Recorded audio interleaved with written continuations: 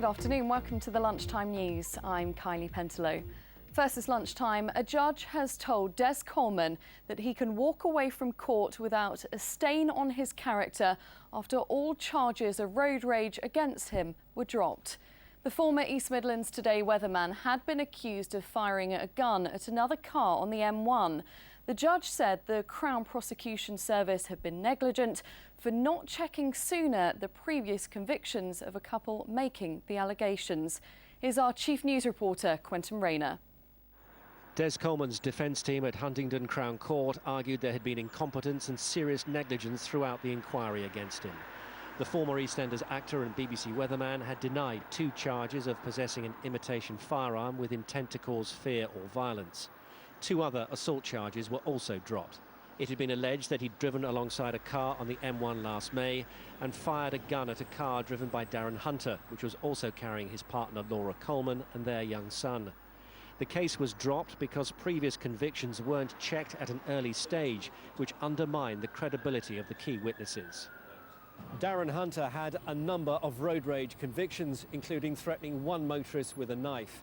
The couple had Googled Des Coleman's name from his personalised number plate prior to a police ID parade.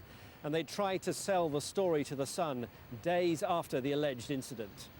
Facing 7 years, in prison from a story that's completely fabricated from someone who wanted to extort money from you, relief. I'm relieved.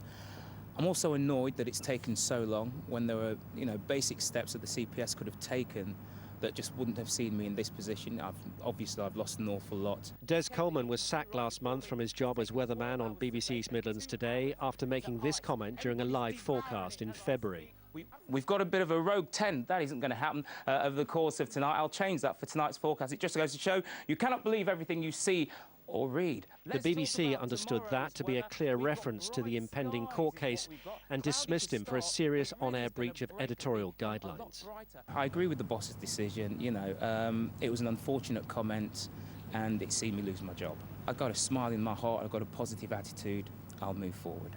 The judge said Des Coleman had been completely exonerated, but he criticised a lack of elementary policing and prosecution competence and said the CPS had been negligent and he was deeply insulted their lawyer wasn't in court to explain.